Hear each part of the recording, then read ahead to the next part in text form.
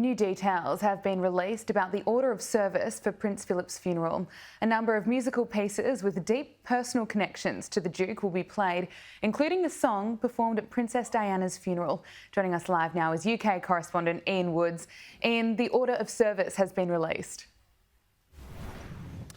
Yes, less than 14 hours now to go before the start of the funeral for Prince Philip, Duke of Edinburgh, and a couple of hours ago Buckingham Palace released details of the order of service. It should last just over 3/4 of an hour. There will be no sermon as such, but during the course of the bidding, the initial introduction, the Dean of Windsor, David Connor, will say this: "With grateful hearts we remember the many ways in which his long white life has been a blessing to us. We have been inspired by his unwavering loyalty to our Queen, by his service to the nation and the Commonwealth, by his courage, fortitude and faith." There will be several pieces of music performed during the course of that. The congregation won't be allowed to sing under COVID regulations. They will be masked throughout, including Her Majesty the Queen, and only 4 members of a much reduced choir will perform these musical pieces, which the Prince selected himself for his funeral service, including the hymn "Eternal Father, Strong to Save," which is a traditional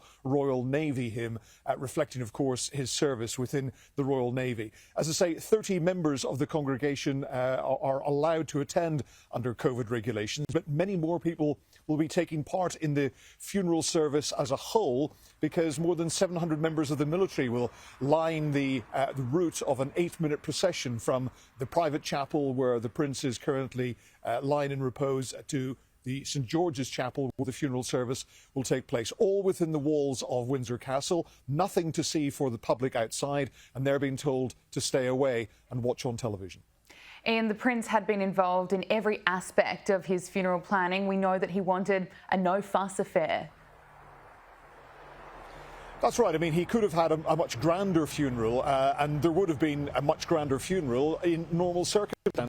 But because of COVID, there's no events in London, there's no events outside the castle walls, and it's a very simple procession. And he's chosen a Land Rover, a specially adapted Land Rover, to act as a hearse to carry his coffin. And he's even arranged for it to be painted in a particular shade of military green. But 9 members of the close members of the royal family, including his 4 children, will walk behind the coffin, along with, for the procession, some members of his household as well. As I say, lots of military lining the route, and the band of the Grenadier Guards leading the way. So just an 8-minute procession to get to St George's Chapel, and the Queen will be seen there. And as I say, she will have to be masked like everyone else in the service, and will be sitting alone, because COVID regulations say that you can only be with the people that you live with in circumstances like this. So very difficult, very unusual funeral. And another unusual aspect for it is that the Queen has decided that the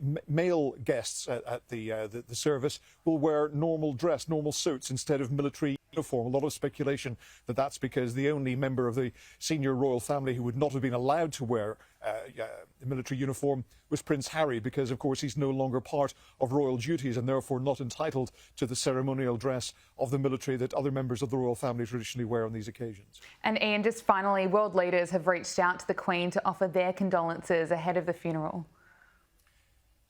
Yeah, the Canadian Prime Minister Justin Trudeau has announced a few hours ago that he spoke himself to Her Majesty the Queen to offer his condolences on behalf of himself and the people of Canada. And the Queen, we also know, spoke earlier in the week to the British Prime Minister Boris Johnson, an indication that even in this period of deep mourning for her and the royal family, that some aspect of royal duties and royal service continues. There have been a couple of audiences that she has held within the grounds of Windsor Castle this week, and members of her family have talked about her stoicism despite the huge void that the death of her husband of 73 years has left in her life.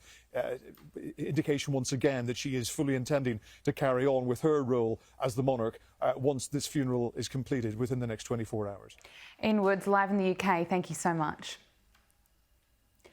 And for complete live coverage of Prince Philip's funeral service, tune in to Sky News tonight from 11 p.m. Eastern Standard Time, and our replay will be on at 6 a.m. on Sunday morning.